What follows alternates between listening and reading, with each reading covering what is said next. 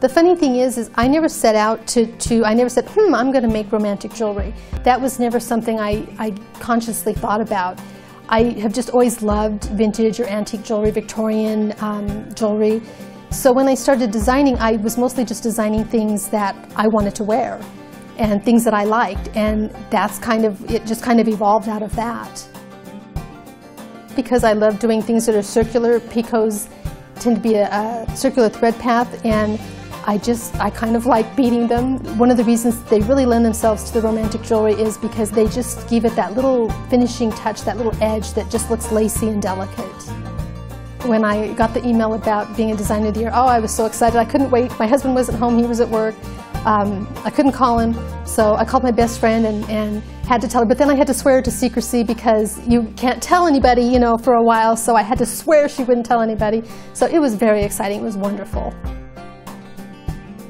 I might have an idea in my head of something that I want to make, like if I have a photo of a vintage or antique piece of jewelry, or just a general idea of, I think I want to make something with the general, you know, this shape. I think more along the lines of, okay, what stitch is going to give me that curve or that line or that edge that I want? So I just kind of sit down and think about what stitch I want to start with. And then, as happens so many times when I design, I veer off course and something will, this looks neat, maybe I should try this. And half the time what I end up making is not what I started out.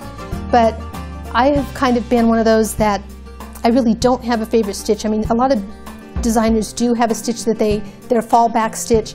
I can't really say that I do. It's just, I really love them all. And again, I just like to use whatever works best for the piece that I'm trying to design.